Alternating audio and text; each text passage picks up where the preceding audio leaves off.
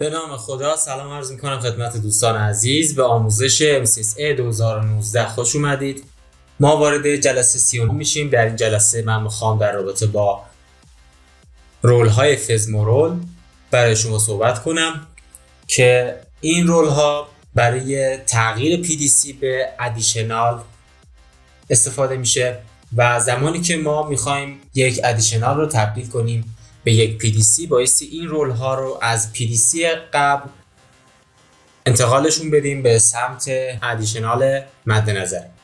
قابلیت مالتی اپریشن مستر که در این حالت ما میتونیم چندین ادیشنال که داخل دامین خودمون رو داریم رو رول ها رو بین اونها تقسیم کنیم که این رول ها شامل 5 رول هستند که در جلوتر برای شما توضیح میدم. با استفاده از قابلیت مالتی اپریشن مستر میتونیم این رول ها رو در ادیشنال های مختلف همون دامین جابجا کنیم. اکتیو دایرکتوری وابسته به DNS هست، یعنی زمانی که DNS اکتیو دایرکتوری به مشکل بخوره این به این معنیه که اکتیو دایرکتوری ما هم از کار افتاده و سرویس نمیده. فزمورول مخفف فلکسیبل سینگل مستر اپریشن هست که شامل 5 رول اصلی هستش که در داخل PDC قرار میگیره.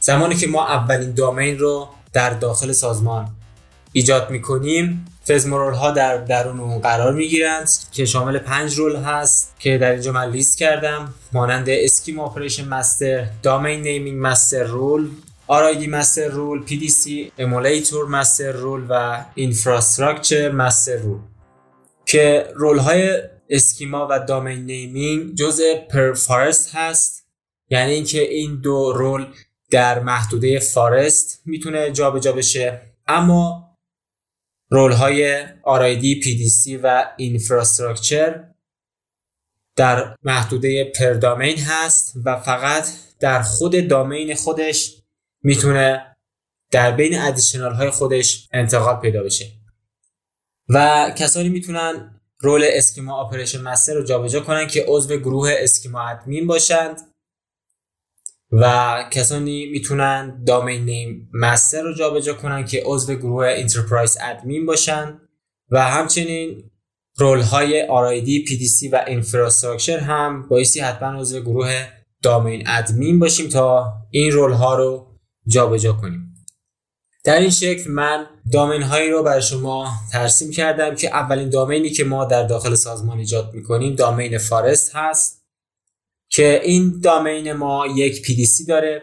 زمانی که ما یک دامین رو در داخل سازمانمون ایجاد میکنیم مانند دامین نت.بستر در داخل این دامین و در داخل این سرور قرار میگیره و تمام 5 رول فزمورول در داخل اون وجود داره و زمانی که ما در دامین مد نظر خواستیم ادیشنال های مختلفی رو ایجاد کنیم میتونیم این رول ها رو بین ادیشنال های مختلف تقسیم کنیم تا وظایف مختلف بین ادیشنال های دیگه تقسیم بشه و بعد از اون ما یک مثالی در اینجا آوردیم که دامین چایلد و دامین تری رو ایجاد کردیم. در بحث زمینه ایجاد دامین چایلد و تری رو من در جلسه بعد برای شما ایجاد میکنم.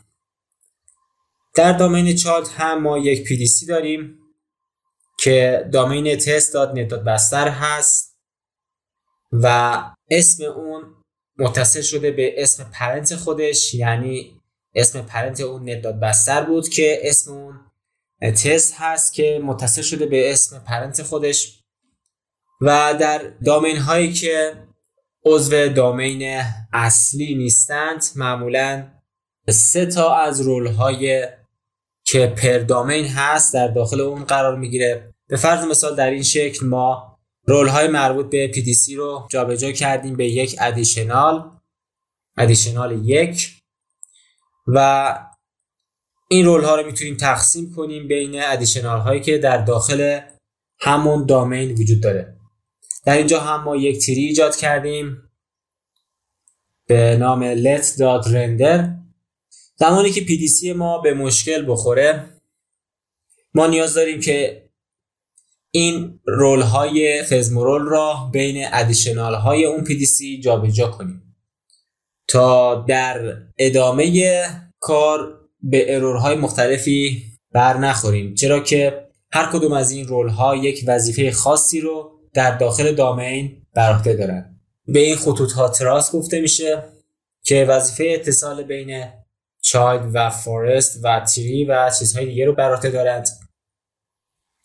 اسکیما اپریشن مستر که مهمترین رول هستش و اولین رولی هستش که ما بایستی اون رو جابجا کنیم. پایگاه داده اصلی اکتیو دایرکتوری رو اسکیما گفته میشه.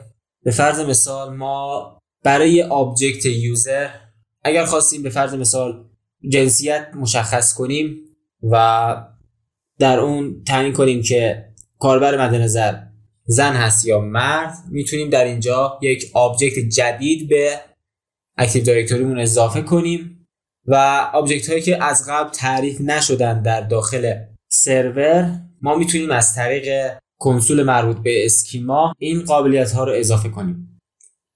اولین DC مسئول تغییرات رول اسکیما اپریشن مستر هست، یعنی اولین DC که ما در داخل سازمانمون ایجاد میکنیم مسئول تغییر اسکیما اپریشن مستر هستش. رول بعدی دامین نیمینگ مستر هست که ما هر کاری که در دامین اتفاق میفته با استفاده از دامین نیمینگ ما میتونیم به دامین های مختلف متصل بشیم. اضافه کردن و حذف کردن دامین ها به عهده این رول هستش و کاربرانی که عضو انترپرایز ادمین هستن میتونن به این عضو دسترسی داشته باشن. در این شکل از این 5 رولی که در اینجا توضیح داده شده، رول های مهم اون رول دامین نیمینگ و اسکیما رول هست که این رول ها فقط بایستی در دامین اصلی یا دامین فارست ما وجود داشته باشه، اما در مابقی دامین ها میتونند از 3 رول ایجاد شده باشند و در اونها رول مربوط به دامین نیمینگ و اسکیما رول وجود نداره، چرا که این دوتا رول پر فارست هست و این رول ها پر دامین هستن و فقط در دامین خودشون میتونن بین ادیشنال های دامین خودشون جابجا بشن. اما دامین نیمینگ و اسکیما رول در داخل فارست میتونه بین ادیشنال ها جابجا بشه. RID مستر رول که رول سوم هستش، وظیفه اون این هستش که یک دامین جدیدی که ما ایجاد میکنیم یک محدوده RID برای اون مشخص میکنه و آبجکت ها در داخل این محدوده ایجاد میشن و هر آبجکتی یک RID منحصر به فرد براش ایجاد میشه و یک SID منحصر به فرد که با استفاده از این دو مشخصه میتونیم آبجکت ها رو در داخل سازمانمون شناسایی کنیم که بفهمیم در کدوم دامین هست و چه وظیفه‌ای رو به عهده داره و همچنین جابجایی تمام آبجکت ها داخل دامین به عهده RID مستر رول هستش. یعنی DC که روی اون RID مستر قرار میگیره وظیفه جابجایی آبجکت ها در داخل دامین رو به عهده میگیره. رول بعدی PDC Emulator Master رول که وظیفه اون تغییر پسورد های داخل یوزرها هست و پسورد هایی که ما داخل یوزرها تغییر میدیم با استفاده از PDC Emulator اعلام میشه به تمام دامین و سرورها و ادیشنال ها و RDC هایی که در داخل دامینمون هستند. میتونن تشخیص بدن که به فرض مثال یوزر خاصی پسوردش رو تغییر داده. این تغییرات با استفاده از رول PDC Emulator به داخل دامین مد نظر اعلام میشه و همچنین وظایفی مثل سینک کردن تایم کلاینت ها با سرور اصلی، Unlocked Account که ما در داخل پروپرتیز یوزر میتونیم عمل Unlocked Account رو انجام بدیم و همچنین Authentication Account که احراز هویت تمام یوزرهایی که در داخل دامین به داخل دامین وارد میشن از طریق این رول اعلام میشه. رول بعدی که رول آخر هست رول اینفراستراکچر مستر رول هست که تمام ارتباطات خارج از دامین رو به عهده میگیره. مثلا زمانی که چنج لوکیشن انجام میدیم این رول اطلاع رسانی میکنه و تغییرات در GC رو به DC های دامین خودش هم اعلام میکنه. GC یا گلوبال کاتالوگ نقشه فارست هست که هر تغییری که در داخل نقشه فارست اعمال میشه و تغییراتی که در داخل اون دامین انجام میشه وظیفه این رول هستش که به قسمت‌های دیگه دامین اعلام کنه. و دقت کنید که این 3 رول پر دامین هست و تغییرات مد نظر رو در داخل دامین خودشون اعلام میکنند. اما 2 رول اصلی مثل اسکیما اپریشن و دامین نیمینگ رول های اصلی هستند که پر فارست هستند و این تغییرات رو در کل فارست و تمام دامین های سازمان اعلام میکنند. روش پیاده سازی فزمورول ها که به 2 حالت میشه اونها رو تقسیم کرد: روش ترانسفر اپریشن مستر رول و روش سیز. سیز که به معنی تصاحب کردن هستش. روش ترانسفر زمانی اتفاق میفته که PDC سالمه و خودمون میخوایم که یک سری از رول ها رو به ادیشنال دیگر بفرستیم و روش سیز رو زمانی استفاده میکنیم که PDC خرابه و ما از طریق دستورات سیز میایم رول های اصلی رو به داخل ادیشنال مد نظر جابجا میکنیم. و در کل چرا ما نیاز داریم که فزمورول ها رو از PDC که به مشکل خورده و یا خراب شده به ادیشنال های اون انتقال بدیم؟ چرا که بعد از مدتی با تغییراتی که ما در دامین انجام میدیم و آبجکت هایی که اضافه میکنیم یا حذف میکنیم این تغییرات به محدوده اون دامین ها اعلام نمیشه و این باعث میشه که ما به ارورهای مختلفی برخورد کنیم و اگر خواستیم که PDC رو به طور کامل حذف کنیم بایستی تمام رول های اون رو انتقال بدیم به سمت ادیشنال و حتما بایستی برای پیاده سازی فزمورول ها از اکتیو دایرکتوری اسنپشاتی استفاده نکنید و اکتیو دایرکتوری رو مجددا نصب کنید. یعنی زمانی که برای پیاده سازی این سناریو اقدام میکنید بایستی اکتیو دایرکتوری رو از نو روی سرورتون نصب کنید و از اون اکتیو دایرکتوری یک ادیشنال ایجاد کنید. چرا که در حالت اسنپشاتی اکتیو دایرکتوری اسنپشاتی این سناریو پیاده سازی نمیشه. سناریو اول که ما زمانی از این حالت استفاده میکنیم که PDC ما سالمه و میخوایم که رول های اون رو انتقال بدیم به ادیشنال های خود همون دامین. و یک نکته که در این قسمت وجود داره، به فرض مثال شما PDC ایمولیتوری که در قسمت چایلد وجود داره نمیتونید اون رو انتقال بدید به یک دامین، به فرض مثال دامین تیری در این قسمت و رول های مربوطه فقط در دامین همون قسمت میتونن جابجا بشند. در سناریو اول مراحل جابجاییش به این صورت هست که ما رول اول یعنی رول اسکیما رو بایستی دستور reg svr32 schmmgmt.dll رو در قسمت ران وارد کنیم تا کنسول مربوط به اسکیما برای ما فعال بشه تا ما به اون کنسول دسترسی داشته باشیم و از اون طریق بیایم رول اسکیما رو انتقال بدیم به سمت ادیشنال. ما در این سناریو میخوایم که هر 5 رول مربوط به PDC رو انتقال بدیم به سمت ادیشنال که ما در اینجا یک ادیشنال بیشتر نداریم. شما میتونید چندین ادیشنال در داخل دامینتون داشته باشید و هر رول رو در یک ادیشنال انتقال بدید و دقت کنید که هر رول فقط میتونه روی یک ادیشنال قرار بگیره و در اون ادیشنال تعریف بشه و به هیچ وجه نمیشه یک رول رو در 2 سرور قرار داد. سروری که بایستی نقش DC روی اون فعال باشه. و در قسمت دوم برای جابجایی اسکیما اقدام میکنیم و در قسمت کنسول اکتیو دایرکتوری دامین اند تراست شما رول مربوط به دامین نیمینگ رو جابجا میکنید و در قسمت کنسول اکتیو دایرکتوری یوزر اند کامپیوتر هم رول های RID، PDC و اینفراستراکچر رو جابجا میکنید.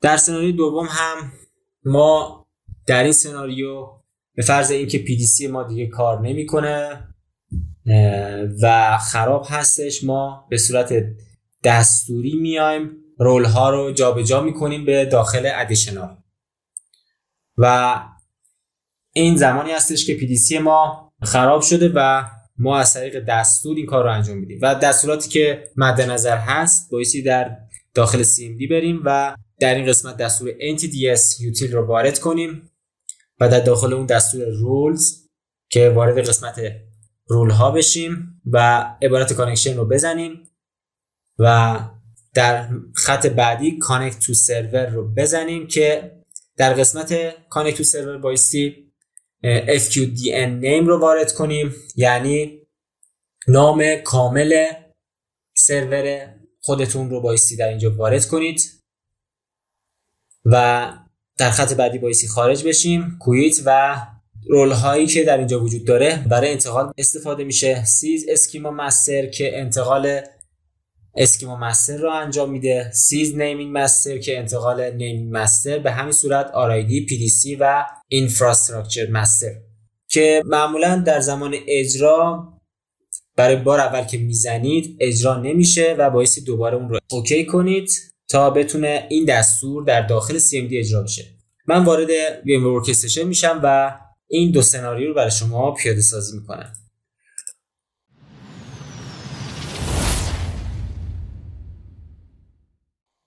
در اینجا ما یک سرور بارگذاری کردیم که روی اون اکتیو دایرکتوری نصب کردیم. فقط در اینجا دقت کنید که از حالت اسنپشات اکتیو دایرکتوری استفاده نکنید و خودتون از نوع یک سرور بارگذاری کنید و اکتیو دایرکتوری رو روی اون فعال کنید. در قسمت ادیشنال هم دوباره ما یک اکتیو دایرکتوری نصب کردیم و اون رو توی حالت ادیشنال نصبش کردیم و اولین کاری که بایستی انجام بدیم، من میخوام رول های مربوطه رو جابجا کنم. اولین رولی که بایستی جابجا کنیم رول اسکیما هست که میخوایم به داخل ادیشنال انتقالش بدیم. به طور معمول وقتی که ما وارد قسمت MMC بشیم، MMC قسمتی هستش که تمام کنسول های مربوط به سرور در اینجا مشاهده میشه. MMC رو من داخل ران وارد میکنم.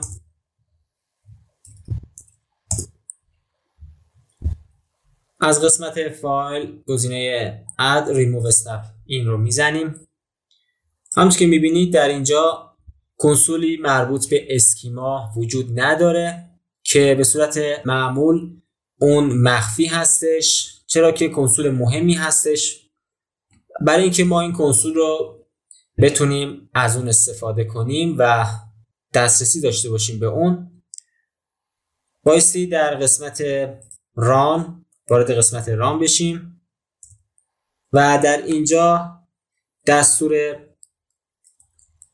reg svr 32 فاصله sch mmgmt.dll رو بزنیم و اوکی کنیم. پیغام ساکسید رو به شما میده و در این حالت کنسول مربوط به اسکیما برای شما نمایان میشه. اون رو ما اوکی میکنیم و دوباره وارد کنسول مربوطه میشیم. از قسمت فایل add remove snap میبینید که کنسول مربوط به اکتیو دایرکتوری اسکیما در اینجا برای ما ظاهر شد. انتخابش میکنیم و اون رو اد میکنیم، در اینجا قرار میگیره و اوکی میکنیم. کنسول مربوطه اینجا برای ما ظاهر میشه. میبینید که به صورت دیفالت این رول روی سرور 1 وجود داره. سرور 1 یعنی همین سروری که در اون قرار گرفتیم و رول مربوط به اسکیما در این قسمت فعاله. اگه من روی اون راست کلیک کنم و گزینه اپریشن مستر رو بزنم، میبینید که اسکیما مستر جاری رو میگه که در سرور S1 قرار داره. اگر ما بخوایم این رول رو جابجا کنیم به ادیشنال، اول بایستی کانکت بشیم به DC مد نظر. به فرض مثال من میخوام به DC ادیشنال کانکت بشم. روی این قسمت ما راست کلیک میکنیم و گزینه Change Active Directory Domain Controller رو میزنیم. ادیشنال مد نظر رو انتخاب میکنیم. شما میتونید ادیشنال های زیادی رو داشته باشید که در اینجا برای شما لیست شده باشه و هر کدوم از رول ها رو به اون ادیشنال انتقالش بدید که این باعث میشه که این رول ها تقسیم بشه بین ادیشنال هایی که در داخل اون دامین وجود داره. ما S2 رو انتخاب میکنیم و اوکی میکنیم و در اینجا گزینه اوکی رو میزنیم. میبینید که مقداری که در داخل کروشه به ما نشون میده مقدار S2 شد و دوباره ما بایستی روی اون راست کلیک کنیم و در این قسمت گزینه اپریشن مستر رو بزنیم و در اینجا گزینه چنج رو بزنیم تا این رول از این DC به DC ادیشنال خودش منتقل بشه. گزینه چنج رو من میزنم و yes، پیغام ساکسسفولی رو به ما میده. اوکی. میبینید که الان وظیفه رول اسکیما روی S2 قرار میگیره که در اینجا تعریف میشه و کلوز میکنه. دقت کنید که رول هایی که ما جابجا میکنیم به ادیشنال هیچ دیتایی جابجا نمیشه بین ادیشنال ها و فقط اینکه مسئولیت مربوط به این رول رو داریم به عهده این ادیشنال قرار میدیم. اولین رول رو من جابجا کردم و ما برای انتقال رول دوم اقدام میکنیم. از قسمت تولز وارد قسمت کنسول مربوط به Active Directory Domain and Trust میشیم که رول مربوط به دامین نیمینگ رو برای ما جابجا میکنه. اون رو من انتخاب میکنم و همونطور که میبینید به صورت دیفالت روی S1 هست، یعنی اولین DC که ما ایجاد کردیم و اون رو میخوام من جابجا کنم. اول بایستی کانکت بشم به DC مد نظر یعنی DC S2، اوکی کنم و روی اون راست کلیک و گزینه اپریشن مستر رو بزنم و در اینجا میخوام که وظیفه این رول هم به عهده S2 قرار بگیره. دکمه چنج رو میزنیم و yes و اوکی. ببینید که وظیفه این رول هم به عهده DC2 قرار میگیره. اون رو من اوکی میکنم و برای اقدام به رول های سوم، چهارم و پنجم اقدام میکنیم. از قسمت تولز در قسمت Active Directory User and Computer وارد میشیم و در اینجا در قسمت Active Directory User and Computer روی اون دوباره ما راست کلیک میکنیم. اول بایستی کانکت بشیم. Change Domain Controller رو میزنیم. S2 رو من انتخاب میکنم و اوکی میکنم و بعد از اون روی اون راست کلیک میکنیم و از قسمت Alt Task اپریشن مستر رو انتخاب میکنیم. در اینجا میبینید که 3 تا تب RID، PDC و Infrastructure وجود داره که رول های مربوط به RID، PDC و Infrastructure رو مشخص میکنه. رول RID همونجور که میبینید مستر اون S1 هست، یعنی همین DC. PDC هم به همین صورت، Infrastructure هم به همین صورت. من اگر بخوام تمام این رول ها رو انتقال بدم به ادیشنال بایستی گزینه چنج رو بزنم و yes، پیغام ساکسسفولی به ما میده و اوکی. الان در حال حاضر روی S2 قرار گرفت. PDC رو هم به همین صورت چنج میکنم و yes و اوکی. Infrastructure هم به همین صورت دکمه چنج رو میزنم و yes و اوکی. مقدار اون مشخص میشه که در S2 قرار گرفته. و حالا اگر من وارد قسمت ادیشنال بشم و رول های مربوطه رو چک کنم، مثلا از قسمت Active Directory User and Computer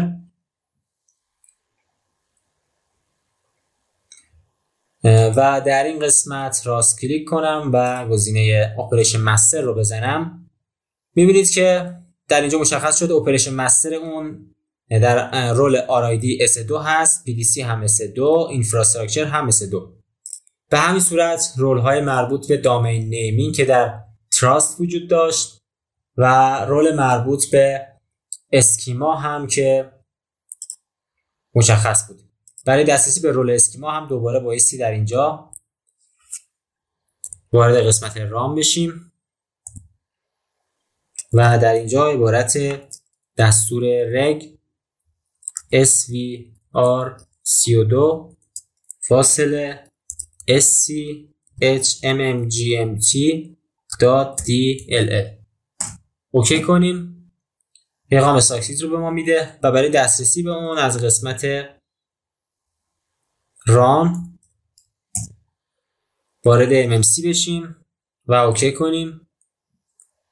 از قسمت فایل add remove و کنسول مربوط به اسکیما رو انتخاب کنیم و اد کنیم و اوکی.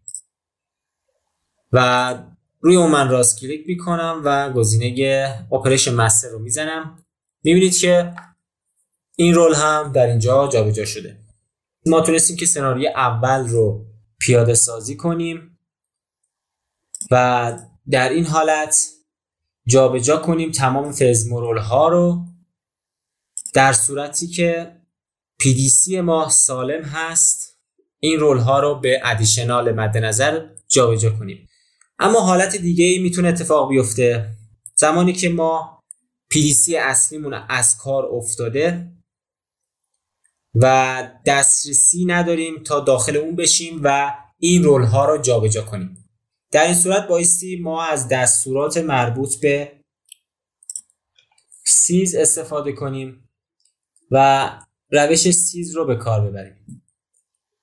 قبل از این کار من رول ها رو دوباره به جای قبلی خودش انتقال میدم.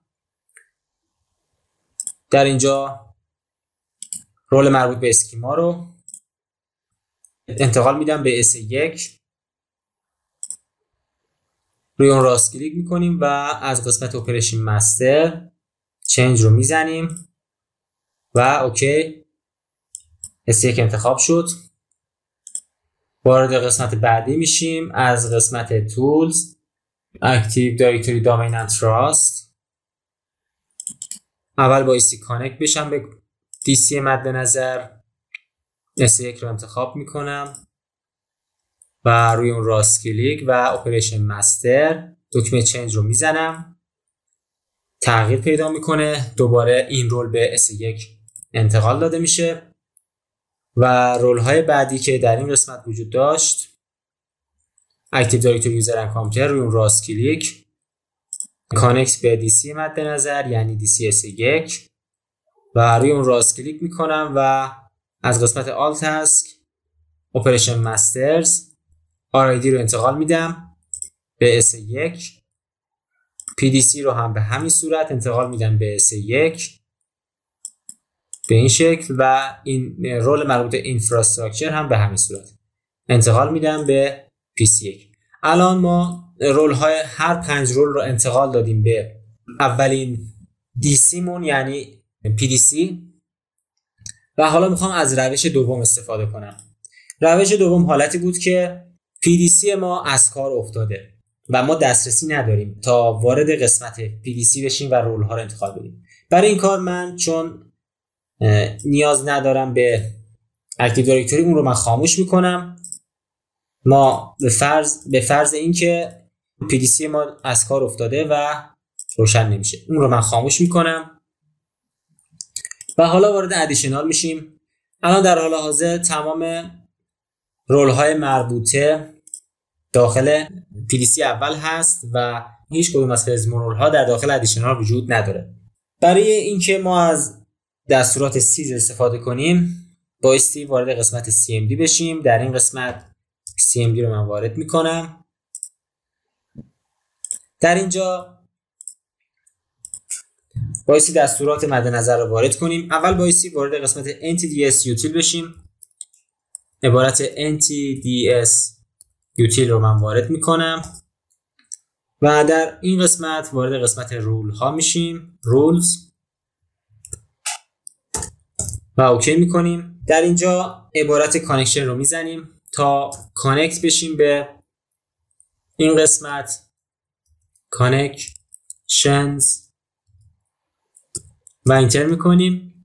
در قسمت سرور کانکشنز شما بایستی عبارت connect to server connect to server در اینجا بایستی عبارت fqdn name رو وارد کنیم، یعنی اسم کامل ادیشنال. برای دسترسی به این حالت بایستی در قسمت DSPC راست کلیک properties اسم کامل اون در اینجا وجود داره s2.net.bastr. همین عبارت که فول کامپیوتر نیم اون هست رو بایستی در اینجا وارد کنیم s2.net.bastr اینتر میکنیم. عبارت connected to s2.net.bastr رو به ما میده و کانکت شده و بایستی از این حالت خارج بشیم. quit عبارت quit رو وارد میکنیم و در قسمت FSMO maintenance بایستی چیزهای مربوطه رو وارد کنیم. اولین رولی که من میخوام جابجا کنم رول اسکیما هست. عبارت سیز اسکیما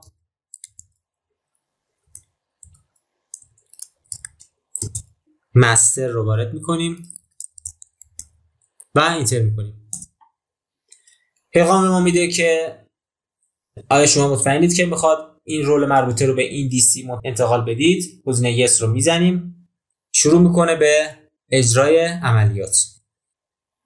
عملیات در اینجا انجام شد و فقط دقت کنید که به این پیغام هایی که در اینجا ظاهر میشه دقت کنید. معمولا برای اولین بار انتقال انجام نمیشه و پیغام فیل رو اینجا به شما میده و دوباره برای اینکه پیغام ساکسسفولی رو به ما بده من دستور رو دوباره وارد میکنم و اینتر میکنم و گزینه یس رو میزنم و در اینجا میبینید که پیغام ساکسسفولی رو به ما نشون میده. شما بایستی حتما پیغام ساکسسفولی رو در اینجا مشاهده کنید تا مطمئن شید که این رول جابجا شده. من برای انتقال رول بعدی اقدام میکنم. دوباره در اینجا عبارت سیز نیمینگ مستر رو وارد میکنم. سیز نیمینگ مستر و اینتر میکنم. گزینه یس رو میزنم. دوباره میبینید که در اینجا پیغام فیل رو به شما میده و معمولا دوباره بایستی این دستور رو وارد کنید و اینتر کنید.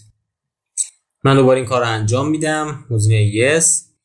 دوباره میبینید که پیغام ساکسسفولی رو به ما میده و دستور سوم هم به همین صورت بایستی عبارت سیز RID مستر رو وارد کنیم.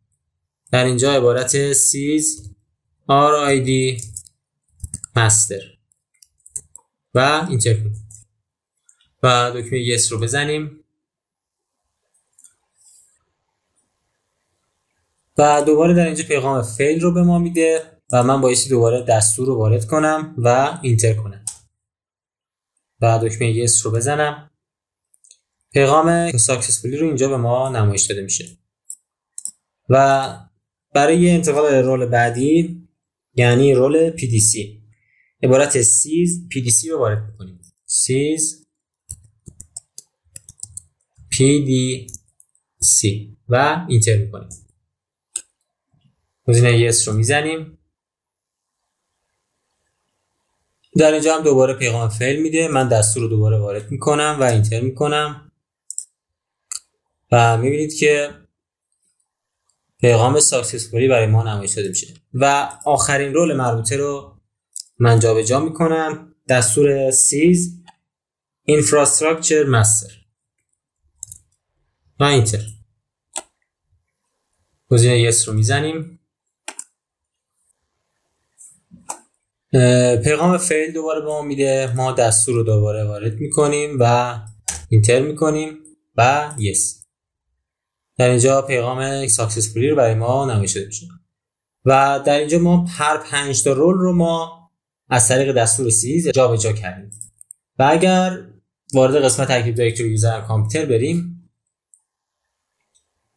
در این قسمت از قسمت آل تاسک اپریشن مستر میبینید که تمام رول های مربوطه جابجا شده به S2 که در اینجا مشخص شد و در قسمت دامین اند تراست هم رول مربوطه دوباره در اینجا به S2 جابجا شده.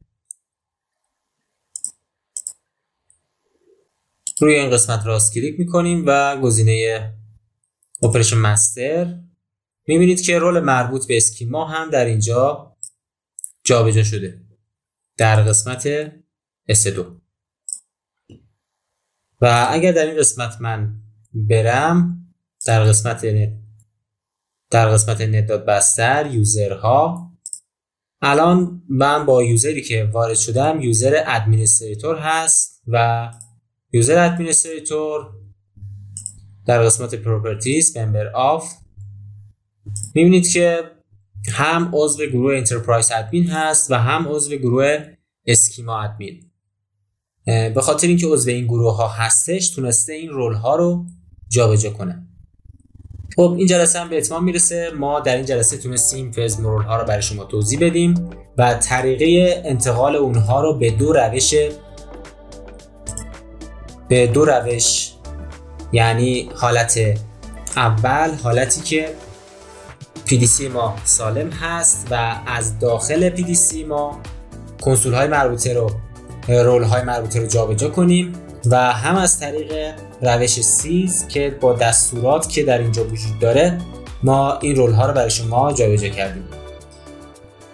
این جلسه هم به اتمام میرسه. از شما سپاسگزارم که تا انتهای ویدیو با بنده همراه بودید و از شما دعوت میکنم که در جلسه بعدی و سناریوی بعدی با بنده همراه باشید. متشکرم.